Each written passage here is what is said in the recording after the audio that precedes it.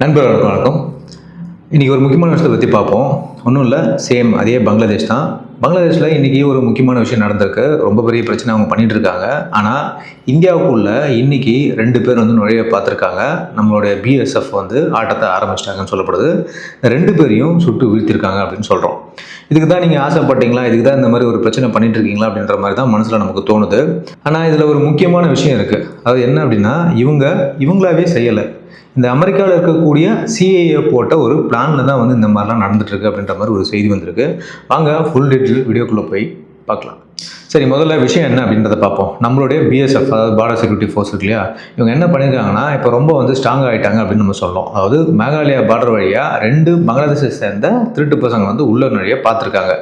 அவங்க இருக்கிற இடத்த வந்து இவங்க கண்டுபிடிச்சிருக்காங்க. 2 பேரும் உள்ளே போய் நம்ம பார்டரில் இருக்கக்கூடிய ஒரு தோப்புக்குள்ளே, அதாவது பாக்கு தோப்புக்குள்ளே வந்து இவங்க மறைஞ்சிட்டாங்க அப்படின்னு நம்ம சொல்லப்படுது. இவங்களை கண்டுபிடிச்சி 2 பேரையும் சுட்டு போட்டிருக்காங்க நம்மளுடைய பிஎஸ்எஃப். சும்மா பேச்சுவார்த்தைலாம் எதுவும் கிடையாது. இனிமேட்டு பார்டர் தாண்டி வந்தால் அவ்வளோதான், நீங்கள் சுடப்படுவீங்க அப்படின்ற மாதிரி ஒரு மெசேஜை பிஎஸ்எஃப் வந்து தெளிவாக கொடுத்துருக்கு அப்படின்னு நம்ம பார்க்கணும். சரி, இந்த பிரச்சனை ஒரு பக்கம் இருக்கட்டும். ஓகே, பங்களாதேஷுக்கும் இந்தியாவுக்கும் நடக்கக்கூடிய பிரச்சனை ஒரு பக்கம் இருக்கட்டும். ஆனால் இந்த அமெரிக்காவும் ஐரோப்பிய யூனியனும் ரெட்டை வேடம் போடுது இந்த விஷயத்தில் அப்படின்னு நம்ம பார்க்குறோம். அதாவது பங்களாதேஷில் இருக்கக்கூடிய மைனாரிட்டி மக்கள், குறிப்பாக மைனாரிட்டினாலே அங்கே இந்துக்கள் தான், கொஞ்சம் ஓரளவு வந்து கிறிஸ்டின்ஸும் இருக்காங்க. இந்த இந்துக்கள் மேலே வந்து பார்த்திங்கன்னா மிகப்பெரிய அட்டுழியங்கள் வந்து பங்களாதேஷில் நடந்துகிட்டே இருக்குது. நேற்று என்ன நடந்துச்சு, ஒரு இந்துவோட ஆளை பிடிச்சி அவரை கொன்று உயிரோட எரிச்சிருக்காங்க அப்படின்னு நம்ம பார்க்குறோம். ஸோ இந்த மாதிரியான ஒரு அநியாயம் வந்து அங்கே நடந்திருக்கு. அதை பற்றி எந்த விஷயமும் அவங்க தெரிவிக்கலை, எந்த வருத்தமும் அவங்க தெரிவிக்கலை. இந்த அமெரிக்காவும் ஐரோப்பிய யூனியனும் என்ன பண்ணியிருக்காங்க அப்படின்னா, இந்த உஸ்மான் நாடி மாதிரியான ஒரு தீவிரவாதி செத்ததுக்கு, அந்த உஸ்மான் நாடி தான் வந்து நம்மளுடைய இந்தியாவுக்கான, அதாவது கிரேட்டர் பங்களாதேஷ் அப்படின்னு சொல்லிட்டு இந்தியாவினுடைய மாநிலங்கள்லாம் இணைச்சி ஒரு மேப்பையுமே வரைச்சாப்புல. அது இல்லாமல் இந்த 7 சிஸ்டர்ஸை பிரிக்கணுன்ற வாதத்தையும் வந்து இந்த மனுஷன் கொண்டு வந்தாப்புல. இதை தான் வந்து மிகப்பெரிய ஒரு தீவிரவாத சக்தியாக வந்து இந்தியாவும் அந்த கருதுச்சு. ஆனால் அமெரிக்க தூதரகம் இப்போ என்ன பண்ணியிருக்காங்கன்னா, அவருக்கு ஒரு பெரிய இரங்கல் மெசேஜை வந்து அனுப்பியிருக்காங்க அப்படின்னு பார்க்கணும். இவனை என்னமோ ஒரு தியாகி மாதிரி அந்த ஊரில் இருக்கக்கூடிய இந்த இடைக்கால அரசு, அதாவது யூனிஸோட அரசாங்கம் என்ன பண்ணுறாங்கன்னா, மிகப்பெரிய ஒரு ஃபர்னல் ஒரு ரெடி பண்ணி அவரை பண்ணியிருக்காங்க.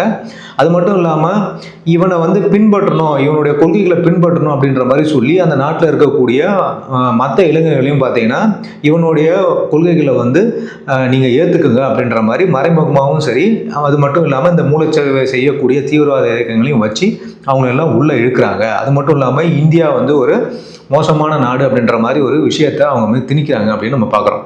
இது எதுக்காக இவங்க பண்ணுறாங்க இந்த யூனிஸ் கவர்மெண்ட் அப்படின்னாக்கா, மக்களை பிரித்து ஓட்டு வாங்குறதுக்காக தான் இந்த மாதிரியான ஒரு மதவாதத்தை தூண்டி விடுறாங்க அப்படின்னு நம்ம பார்க்குறோம். பொதுவாகவே பார்த்தீங்கன்னா அங்கே இருக்கிற இளைஞர்கள் எல்லாமே இப்போது நீங்கள் எல்லாமே இவனை ஃபாலோ பண்ணி இந்தியாவை வந்து எதிரியாக நீங்கள் பார்க்கணும் அப்படின்ற மாதிரி ஒரு விஷயத்தை தெளிவுபட அவங்களுக்கு சொல்லியிருக்காங்க அப்படின்னு பார்க்கப்படுது. சரி, இதில் இப்போ இந்த சிஏஏ மற்றும் அமெரிக்காவினுடைய பங்கு இருக்குது அப்படின்னு சொல்கிறாங்க. இது எந்தளவுக்கு உண்மை அப்படின்னு பார்ப்போம். முதல்ல என்ன அப்படின்னா, ஷேக் ஹசீனா சொன்ன ஒரு குற்றச்சாட்டு. அவங்க என்ன சொல்கிறாங்க அப்படின்னா, அதாவது தன்னை பதவியிலேருந்து இறக்குனதுக்கு அமெரிக்காவோட சிஏஏ ஒரு காரணமாக இருக்கிறதுக்கு மிக அதிக வாய்ப்பு இருக்குது அப்படின்னு அவங்க சொல்கிறாங்க. அதாவது அமெரிக்காவோட பேச்சை நான் கேட்டிருந்தேன்னா, அதாவது அவர் என்ன சொன்னாங்க அப்படின்னா, செயின்ட் மார்டின்ஸ் ஐலாண்ட், இது வந்து பங்களாதேஷுக்கான ஒரு ஐலாண்டு அங்கே இருக்கக்கூடியது. இந்த ஐலாண்டில் அமெரிக்காவுடைய ஒரு இராணுவ தளத்தை வந்து வைக்கணும் அப்படின்ற மாதிரி அமெரிக்கா கோரிக்கை வச்சது ஷேக் ஹசீனா பீரியடில். அவங்க வந்து அதுக்கு மறுத்துட்டாங்க. ஏன்னா இந்தியாவோட ப்ரெஷரில் அவங்க அதை மறுத்துட்டாங்க அப்படின்னு சொல்லப்படுது. அதனால தான் வந்து என்ன பதவியிலேருந்து இறக்கிறதுக்கு சிஏஏ வந்து ஒரு பிளான் பண்ணி இந்த மாதிரியான ஒரு கவர்ட் ஆப்ரேஷன் பண்ணி என்னை வந்து ரிமூவ் பண்ணிட்டாங்க அப்படின்ற மாதிரி ஷேக் ஹசீனா சொல்லியிருக்காங்க. ஏன்னா அங்கே வந்து இந்த மாதிரியான ஒரு கலவரத்தை கொண்டு போய் நிறுத்தினது வந்து இவங்களை வெளியே அனுப்பணும் அப்படின்ற ஒரு காரணத்துக்காக மட்டுமே அப்படின்னு தான் வந்து பார்க்கப்படுது. அடுத்து 2வது குற்றச்சாட்டு என்ன அப்படின்னா, இந்த பங்களாதேஷோடைய முன்னாள் உள்துறை அமைச்சர் என்ன சொல்றாருன்னா, பங்களாதேஷனுடைய ராணுவ தளபதி வந்து ஒரு சிஐஏ ஏஜென்ட் மாதிரி செயல்படுறாரு அப்படின்னு சொல்றாரு. ஹசீனாவை கவுக்கிறதுக்கு சதி பண்ணது இவர் தான், இவருடைய சதி மூலியமா தான் வந்து ஹசீனா கவர்மெண்ட் வந்து கவுந்துச்சு அப்படின்னு சொல்றாரு. ஏன்னா அந்த கலவரம் நடந்தப்பே நமக்கு தெரியும், கலவரம் வந்து எல்லை மீறி போகும்போது நிறைய பேர் சுடப்படுறாங்க. ஆனாலும் பார்த்தீங்கன்னா அவங்க அந்த ஒரு கவர்மெண்ட்டோட பில்டிங்கு, கவர்மெண்ட் அஃபீஷியல்ஸோட பில்டிங்கு, அது மட்டும் இல்லாமல் ஷேக் ஹசீனாவோட வீடு, அவங்க சார்ந்த அமைச்சர்களோட வீடு எல்லாத்தையுமே வந்து அடித்து நொறுக்குறாங்க, கொளுத்துறாங்க. ஆனால் இந்த ஆர்மி வந்து பார்த்திங்கன்னா ஓரளவு தான் அதை வந்து தடுத்தாங்க அப்படின்னு நம்ம பார்க்குறோம். ஸோ வெளியில் வந்து ஆர்மி வந்து இந்த கலவரத்தெல்லாம் தடுக்கிற மாதிரி ஒரு செய்கை செய்தாலும் உள்ளுக்குள்ளே இது நடக்கணும் அப்படின்ற மாதிரி வேடிக்கை பார்த்த மாதிரி தான் இருக்குது அப்படின்ற மாதிரி எல்லாருமே பார்க்குறாங்க. சரி, இந்த விஷயத்தை பொறுத்த வரைக்கும் அமெரிக்கா வந்து என்ன சொல்லுது அப்படின்னா, அங்கே நடந்த விஷயம் என்ன பார்த்தீங்கன்னா, இது வந்து ஒரு மக்களோட புரட்சி தான், எங்களுக்கும் அதுக்கும் எந்த ஒரு சம்பந்தமும் கிடையாது அப்படின்ற மாதிரி திட்டவட்டமாக அமெரிக்கா வந்து மறுத்துருச்சு அப்படின்னு சொல்கிறோம். ஸோ இதில் பேக்ரவுண்டில் என்ன பார்க்குறோம் அப்படின்னா, தெற்காசியாவில் பொறுத்த வரைக்கும் பார்த்தீங்கன்னா இந்தியாவோட செல்வாக்கை வந்து குறைக்கணும் அப்படின்றது அமெரிக்காவோட ஒரு குறிக்கோளாகவும் இருக்குது. அதுக்கப்புறம் பார்த்தீங்கன்னா சீனாவுக்கு எதிராக ஒரு இடத்தை பிடிக்கணும் அப்படின்ற மாதிரி அமெரிக்கா வந்து நினைச்சிருக்கு. அதனால தான் பங்களாதேஷனுடைய அரசியலில் தலையிட்டு ஒரு அரசியல் மாற்றத்தை கொண்டு வரணும் அப்படின்ற மாதிரி ஒரு வேலையை அமெரிக்கா செஞ்சிருக்கு அப்படின்னு சொல்லிட்டு அரசியல் வல்லுநர்கள்லாம் சந்தேகிக்கிறாங்க அப்படின்னு சொல்லப்படுது. ஸோ இப்போ சிஏஏ என்ன மாதிரியான வேலைகள்லாம் இது செஞ்சிச்சு அப்படின்னாக்கா, அமெரிக்காவுக்கும் சீனாவுக்கும் நடுவில் இது நடக்கிறது வந்து பார்த்தீங்கன்னா இந்த இந்தோ பசிபிக் அரசியல் தான் அப்படின்னு நம்ம பார்க்குறோம். இதில் பங்களாதேஷ் ஒரு முக்கிய புள்ளியாக இருக்குது. இந்தியாவுக்கு ரொம்ப வேண்டப்பட்ட ஹசீனா இருந்த வரைக்கும் பார்த்தீங்கன்னா ரஷ்யா மற்றும் சீனா கூட அவங்க ஒரு நல்ல ரிலேஷன்ஷிப் தான் இருந்தாங்க அப்படின்னு சொல்லப்படுது. அமெரிக்காவுக்கு பங்களாதேஷில் ஒரு பிடி வேணும் அப்படின்ற மாதிரி அவங்க நினச்சாங்க. அதுக்கு இந்த ஹசீனா கவர்மெண்ட் வந்து ரொம்ப தடையாக இருந்துச்சு. அதனால தான் அவங்க இருக்கிறது வந்து மிகப்பெரிய பிரச்சனை அப்படின்ற மாதிரி ஒரு அதிருப்தி அலையை வந்து சிஐஏ உருவாக்கி அவங்க தான் வந்து அவங்களுக்கு சாதகமாக மாற்றி ஹசீனாவுக்கு எதிராக போராட்டங்கள் நடத்தி ஒரு பெரிய புரட்சி மாதிரி பண்ணி ஆட்சி மாற்றத்தை கொண்டு வந்துட்டாங்க அப்படின்னு நம்ம சொல்கிறோம். ஏன்னா இந்த யூனிஸை கூப்பிட்டு வச்சு அமெரிக்கா வந்து பல முறை வந்து பாராட்டுறாங்க. ட்ரம்ப் வந்து பயங்கரமாக அவங்க கூட வந்து உறவு கொண்டாரு. அதாவது இந்த யூனிஸோட கவர்மெண்ட் வந்து நல்லபடியாக செயல்படுறாங்க, கூடிய சீக்கிரம் அவங்க வந்து எலெக்ஷன்லாம் வைப்பாங்க அப்படின்ற மாதிரி சொல்லப்படுது. ஆட்சியிலே வந்தாலும் எலெக்ஷனை ஜெயிச்சு வரக்கூடிய அரசுமே வந்து ஒரு பப்பட்ட அரசாங்கம், அமெரிக்காவுக்கு பப்பட்ட அரசாங்கம் மாதிரி தான் இருக்கும் அப்படின்னு நம்ம பார்க்குறோம். சரி, இப்போ இந்தியாவுக்கு எதிராக ஏன் இப்படி திரும்பினாங்க அப்படின்னு நம்ம பார்க்கும்போது இதுக்கு வந்து இந்த ஹசீனாவோ அல்லது இந்த உஸ்மான் ஹாதியோ மட்டும் காரணம் கிடையாது அப்படின்னு சொல்கிறோம். அதுக்கு பின்னாடி சில ஆழமான காரணங்கள்லாம் இருக்குது அப்படின்னு சொல்லப்படுது. முதல் காரணம் என்ன அப்படின்னா பிக் பிரதர் மனப்பான்மை அப்படின்னு வந்து பங்களாதேஷ் சொல்கிறாங்க. இந்தியாவுக்கு அந்த மனப்பான்மை கிடையாது, பங்களாதேஷ் சொல்கிறாங்க. அதாவது இந்தியா எப்போவுமே பங்களாதேஷ் விஷயத்தில் ஒரு பெரிய அண்ணன் மாதிரி நடந்துக்குது அப்படின்ற மாதிரி சொல்கிறாங்க. மேலும் வந்து அவங்க நாட்டு அரசியலில் வந்து இந்தியா வந்து அதிகமாக தலையிடுது அப்படின்ற மாதிரி சொல்கிறாங்க. அவங்களோட பெரிய கோபம் குறிப்பாக வந்து ஹசீனா அரசாங்கத்துக்கு இந்தியா கொடுக்கக்கூடிய அதீத சப்போர்ட் தான் அப்படின்ற சொல்லப்படுது.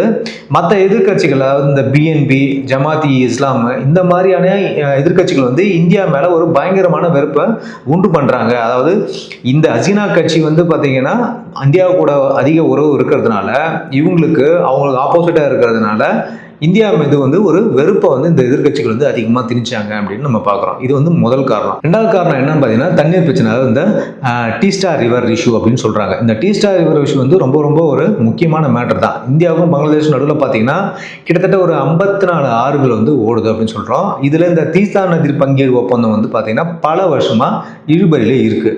கோடை காலத்தில் பார்த்தீங்கன்னா அவங்களுக்கு தண்ணி வந்து நம்ம கொடுக்குறதில்ல அப்படின்ற மாதிரி பங்களாதேஷ் குற்றம் சாட்டுறாங்க. ஆனால் மழை காலத்தில் இந்தியா வந்து டேமை திறந்து விட்டுறாங்க, அங்கே வெள்ளம் அதிகமாக வந்து போகுது அப்படின்ற மாதிரி நிறைய விஷயங்களை அவங்க வந்து குற்றம் சாட்டுறாங்க.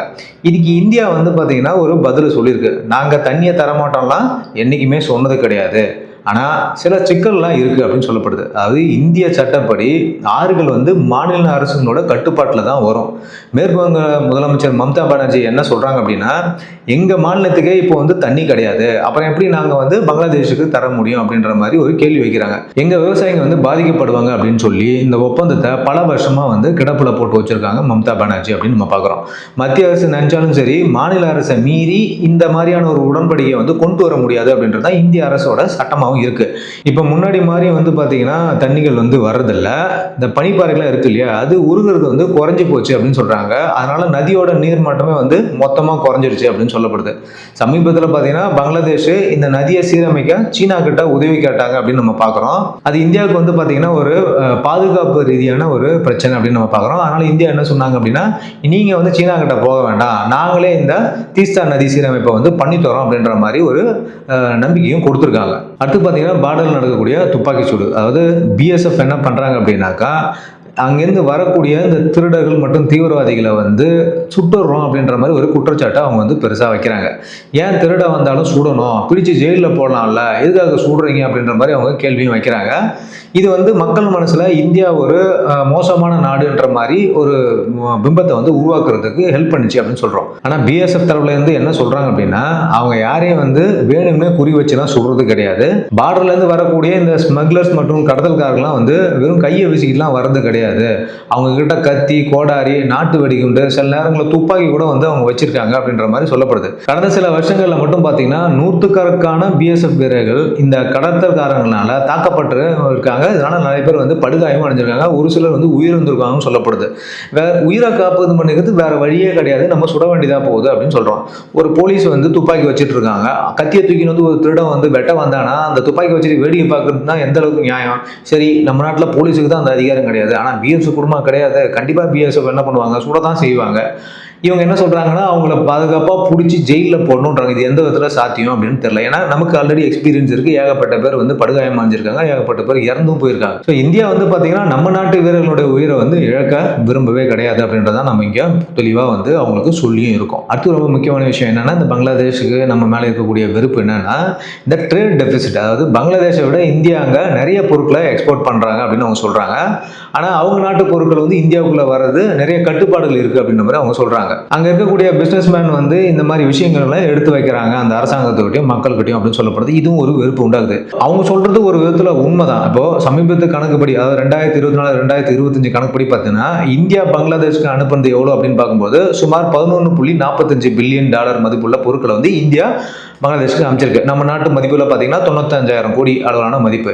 இந்தியா வந்து பங்களாதேஷ் வாங்குனது அப்படின்னு பார்த்தீங்கன்னாக்கா வெறும் $2 பில்லியன் அப்படின்னு நம்ம சொல்றோம். அதாவது சுமார் 16,000 கோடி. ஸோ பெரிய ட்ரேட் டெபிசிட் இருக்கு. இதனால் பங்களாதேஷுக்கு இந்தியா கூட வர்த்தகம் பண்ணும்போது வருஷத்துக்கு சுமார் $9.45 பில்லியன் அளவான நஷ்டம் வந்து வருது அப்படின்ற மாதிரி அவங்க சொல்றாங்க. இந்த விஷயம் உண்மைதான். உண்மையாவே இருந்தாலும் இந்தியா சைட்ல வேற ஒரு பிரச்சனை இருக்கு அப்படின்னு நம்ம பார்க்குறோம். என்ன அப்படின்னு பார்த்தீங்கன்னா, இந்தியா வந்து பங்களாதேஷுக்கு தேவையான கச்சா பருத்தி, அதாவது இந்த ரா காட்டன் சொல்லுவாங்க, அதை வந்து ஏற்றுமதி பண்ணுது. அப்புறம் பெட்ரோலியம் பொருட்கள், நம்மகிட்ட பெரிய பெரிய ரீஃபைனரிஸ்லாம் இருக்கு, அவங்ககிட்ட அந்த மாதிரி ரீஃபைனரிஸ்லாம் கிடையாது. அதனால பெட்ரோலியம் பொருட்களை நம்ம அதிகமாக வந்து ஏற்றுமதி பண்றோம். இதனோட வேல்யூவும் ஜாஸ்தி. அடுத்து பார்த்தீங்கன்னா மின்சாரம் வந்து நம்ம அனுப்புகிறோம். நம்மகிட்ட நியூக்ளியர் ரியாக்டர்ஸ் இருக்குது. நமக்கு போக இருக்கக்கூடிய மின்சாரத்தை நம்ம வந்து மற்ற நாடுகளுக்கு வித்துட்டு தான் இருக்கோம். அவங்க கூட நியூக்ளியர் ரியாக்டர்ஸ்லாம் கிடையாது. அடுத்து பார்த்தீங்கன்னா இயந்திரங்கள் மற்றும் தானியங்களை வந்து அதிகமாக நம்ம விற்கிறோம் அப்படின்னு நம்ம சொல்லப்படுது. அவங்ககிட்ட இருந்து இறக்குமதி பண்ணுற பொருட்களை பார்க்கும்போது பங்களாதேஷ் முக்கியமாக வந்து ரெடிமேடு வந்து கார்மெண்ட்ஸை வந்து நம்ம கொடுக்குறாங்க. சணல் மற்றும் மீன் பொருட்களை தான் வந்து இந்தியாவுக்கு அதிகமாக அனுப்புகிறாங்கன்னு சொல்லப்படுது. இது இந்தியாவோட தேவையை விட ரொம்ப கம்மியாக தான் இருக்குது. அவங்க அனுப்புறது வந்து நமக்கு அதிகம் தான் கேட்குறோம், ஆனால் அவங்க கம்மியாக தான் அனுப்புகிறாங்க. அது நமக்கு பத்தலை அப்படின்ற மாதிரி தான் அங்கே ஒரு குறிக்கோளும் வைக்கிறோம். மேலும் பார்த்தீங்கன்னா பங்களாதேஷ் தயார் பண்ற இந்த துணி வந்து இந்தியாவுடைய துணி வகைகளுக்கு ஈக்குவலா இருக்கு. தரத்திலையும் பார்த்தீங்கன்னா இந்தியா எந்த அளவுக்கு தயாரிக்குதோ அந்த அளவுக்கு தான் அதுவும் இருக்கு அப்படின்னு நம்ம சொல்றோம். அதனால அந்த துணிகளுடைய தேவை வந்து இந்தியாவுக்கு ரொம்ப ரொம்ப கம்மியா இருக்கு. மார்க்கெட்ல பெருசா இவங்களால போட்டியும் போட முடியல அப்படின்னு நம்ம பார்க்குறோம். மக்கள் வாங்கினாதானப்பா கவர்மெண்ட் வாங்கும். நீங்க எதை வாங்கணும், எது எங்களுக்கு தேவையோ அதை நீங்க அனுப்ப மாட்டேன்றீங்க. பொதுவாக பார்க்கும்போது இப்போ நம்ம அதிகமாக இம்போர்ட் பண்றது சைனா கிட்ட இருந்து இந்த மாதிரி எலக்ட்ரானிக்ஸ் பொருட்கள், அப்புறம் ரேர் எர்த் மினரல்ஸ், இந்த மாதிரி முக்கியமான விஷயங்கள்லாம் நமக்கு தேவை, அதை நம்ம விற்கிறோம். பங்களாதேஷ் நீங்க அதை உருவாக்குங்க, நீங்க பண்ணி எங்களுக்கு கொடுத்தீங்கன்னா இந்தியா வாங்க மாட்டேன்னு சொல்லுது. உங்களுக்கு எலக்ட்ரிசிட்டி தேவை, நம்ம ப்ரொடக்ஷன் பண்றோம், அதை உங்களுக்கு அனுப்புறோம். உங்களுக்கு பெட்ரோலியம் தேவை, இங்க ரீஃபைனரி இருக்கு, நாங்க ரீஃபைன் பண்ணி உங்களுக்கு கொடுக்குறோம். இந்த மாதிரி விஷயங்கள்லாம் உங்களுக்கு கிடைக்கும் போது எங்களுக்கு தேவையான விஷயங்கள் நீங்க அமைச்சீங்கன்னா கண்டிப்பா ட்ரேட் டெபிசிட் குறையும் அப்படின்றது தான் வந்து இங்க பொருளாதார வல்லுநர்கள்லாம் சொல்றாங்க. ஸோ இந்தியா சைடில் நீங்க சொல்ற மாதிரி, அதாவது பங்களாதேஷ் சொல்ற மாதிரி பிரச்சனை இருக்குதான், ட்ரேட் டெபிசிட் இருக்கு. பட் அதை கரெக்ட் பண்ண வேண்டியது இந்தியா கிடையாது, பங்களாதேஷ் தான் அப்படின்னு நம்ம பார்க்குறோம். ஸோ பங்களாதேஷோடைய மக்கள் மனசுல என்ன இருக்கு அப்படின்னாக்கா, நாங்க உங்ககிட்ட இருந்து நிறைய பொருட்களை வாங்குறோம், நீங்க எங்ககிட்ட இருந்து எந்த ஒரு பொருட்களும் வாங்குறதே இல்லை அப்படின்ற மாதிரி பார்க்குறாங்க. அதாவது வியாபாரம் நீங்க தான் அதிகம் பண்றீங்க, எங்ககிட்ட இருந்து வியாபாரம் நீங்க எதுவுமே எடுத்துக்கிறது இல்லை, அதனால எங்களுக்கு நஷ்டம் வருதுன்ற ஒரு மனப்பான்பு அவங்களுக்கு அதிகமாக இருக்கு அப்படின்னு நம்ம பார்க்கப்படுது. இது வந்து பார்த்தீங்கன்னா காலப்போக்கில் இந்தியா மேல இருக்கக்கூடிய ஒரு அதிருப்தியாக மாறிடுச்சு பங்களாதேஷ் மக்கள் மத்தியில் அப்படின்னு சொல்றோம். அடுத்தது ரொம்ப ரொம்ப முக்கியமான விஷயம்னா மத ரீதியான மாற்றங்கள் அப்படின்னு பார்க்குறோம். இது ரொம்ப முக்கியமான பிரச்சனையாக வந்து அங்கே மாறிடுச்சு அப்படின்னு சொல்கிறோம். அதாவது கடந்த சில வருஷங்களாக பார்த்தீங்கன்னா பங்களாதேஷில் இஸ்லாமிய அடையாளம் வந்து ரொம்ப ரொம்ப ஸ்ட்ராங் ஆகிட்டே வருது அப்படின்னு பார்க்குறோம். இப்போ நடக்கக்கூடிய கலவரங்களை வச்சாலே உங்களுக்கு நல்லாவே தெரியும். அங்கே இருக்கிற இளைஞர்கள் மத்தியில் ஆன்மீக ரீதியான ஈடுபாடு அதிகமாகும் போது இந்தியாவில் இருக்கிற சில அரசியல் சூழ்நிலைகளை, அதாவது உதாரணமாக பார்த்தீங்கன்னா இந்த என்ஆர்சி, சிஏஏ, இது மாதிரி விஷயங்களுக்குலாம் வந்து அவங்க எதிர்ப்பை தெரிவிக்கிறாங்க அப்படின்னு சொல்லுவது. இதெல்லாம் நம்ம நாட்டில் கொண்டு வந்தது, அவங்க ஏன் எதிர்ப்பு தெரிவிக்கிறாங்க நமக்கு தெரியல.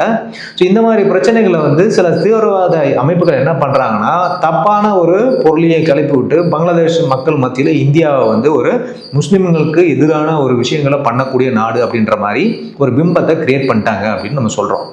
இதுக்கு இந்தியா கொடுத்துருக்கக்கூடிய தக்க பதிலடி என்ன அப்படின்னா, நம்ம வந்து டைரெக்டாக இந்த மாதிரிலாம் நீங்கள் பண்ணாதீங்கன்னு நம்ம சொல்ல கிடையாது. நம்ம பார்டரை தான் வந்து வெறித்தனமாக செக்யூர் பண்ணி வச்சிருக்கோம் அப்படின்னு சொல்கிறோம். ஒரு பக்கம் நிலத்தில் வந்து பிஎஸ்எஃப் மிரட்டினாலும், இன்னொரு பக்கம் கடலில் நம்மளுடைய கோஸ்ட் கார்டு வந்து திருட்டுத்தனமாக வர பங்களாதேஷ் ஃபிஷர்மேன்ஸனுடைய படகுகள் வந்து பிடிக்கிறாங்க, நிறைய பேர் அரெஸ்ட் பண்ணுறாங்க அப்படின்னு சொல்லப்படுது. அது மட்டும் இல்லாமல் இந்தியா இப்போ ஒரு அறிவிப்பையும் விட்டுருக்கு. அதன்படி வங்கக்கடலில் சுமார் 670 கிலோமீட்டர் தூரம் பாயக்கூடிய பிரம்மோஸ் ஏவுகணையை வந்து பார்த்தீங்கன்னா நம்ம டெஸ்ட் பண்ணியிருக்கோம் அப்படின்னு சொல்கிறோம். ஸோ அது என்னன்னு பார்த்தீங்கன்னா, பங்களாதேஷுக்கு மறைமுகமாக நம்ம கொடுக்கக்கூடிய ஒரு எச்சரிக்கை அப்படின்றது பார்க்கப்படுது. கடைசியாக பார்த்தீங்கன்னா, இந்த சிஏனுடைய பிளான் மற்றும் பாகிஸ்தானுடைய தீவிரவாத வலையில தான் வந்து இந்த பங்களாதேஷ் விழுந்துருச்சு அப்படின்னு நம்ம பார்க்குறோம். கூடிய சீக்கிரத்தில் பங்களாதேஷ் இந்த கொள்கையிலேருந்து மீண்டு வெளியே வரல அப்படின்னா சிக்கி சின்ன பண்ணமாக ஆகிடும் அப்படின்னு நம்ம பார்க்கப்படுது. ஏன்னா மதவாத கொள்கைகளையும் அமெரிக்காவினுடைய டிபெண்டன்ஸையும் அது மட்டும் இல்லாமல் பாகிஸ்தானுடைய அட்வைஸையும் எடுத்துக்கிற நாடுகள் எதுவுமே வந்து உருப்படாது அப்படின்னு நம்ம பார்க்குறோம். எக்ஸாம்பிளுக்கு ஆப்கானிஸ்தான் உருப்படாமே போயிடுச்சு. எந்தெந்த நாடுகள்லாம் வந்து அமெரிக்காவுடைய காலடி படுதோ அந்த நாடுகள்லாம் நாசமாக போயிடுன்றது தான் முக்கியமான வந்து உண்மை. மேலும் வந்து ஒரு தீவிரவாத நாடான, மேலும் தீவிரவாதத்தை உலகத்துக்கு ஏற்றுமதி செய்யக்கூடிய நாடு கூட நட்பு வைக்கும்போது அவங்களோட பொருளாதாரமும் சரி மற்ற விஷயங்களும் எதுவுமே நடக்காது. ரீசெண்டாக பாருங்கள், டெய்லி பங்களாதேஷில் வெறும் கலவரம் மட்டும்தான் நடக்கும். எப்போ அவங்க வந்து வியாபாரம் பார்ப்பாங்க, எப்போ ப்ரொடக்ஷன் பண்ணுவாங்க, எப்போ வந்து படிப்பாங்க, இதெல்லாம் நமக்கு தெரியல. இந்த கலவரம் பண்ணுறது எல்லாருமே வந்து பார்த்தீங்கன்னா கல்லூரி மாணவர்கள் மற்றும் இளைஞர்கள் அப்படின்னு சொல்கிறாங்க. ஸோ இந்த மாதிரியான ஒரு ஜென்ரேஷன் ஒர்க் பண்ண வேண்டிய நேரத்தில் இந்த வேலையை முழுமையாக பார்த்துட்டு இருக்கும்போது எப்படி நாடு உருப்படும் அப்படின்றது தான் நமக்கு இங்கே ஒரு கேள்வியாக இருக்குது. அது அவங்க நாடு, அவங்க என்ன வேணால் பண்ணிட்டு போட்டோம். ஆனால் இங்கே எந்த தொல்லையும் பண்ணக்கூடாதுன்றது தான் நம்ம மக்களோட விருப்பம். ஓகே மக்களே, இந்த சிஏவோட பிரச்சனை என்னன்றதை நான் உங்களுக்கு தெளிவாக சொல்லியிருப்பேன் நம்புறேன். கண்டிப்பாக நம்ம சேனல் சப்ஸ்கிரைப் பண்ணுங்கள். வீடியோ உங்களுக்கு பிடிச்சிருக்கும் நம்புறேன். வீடியோக்கு லைக் பண்ணுங்கள். உங்கள் ஃப்ரெண்ட்ஸுக்கெல்லாம் வந்து நம்ம வீடியோவை ஷேர் பண்ணுங்கள். உங்கள் கருத்துக்களை கமெண்ட் பண்ணுங்கள். கண்டிப்பாக நான் வெயிட் பண்ணிட்டு இருக்கேன் உங்கள் கமெண்ட்காக. மீண்டும் அடுத்த ஒரு இன்ஃபர்மேட்டிவ் வீடியோட சந்திக்கிறேன். அது வரைக்கும் தேங்க்யூ, பை, ஜெய்.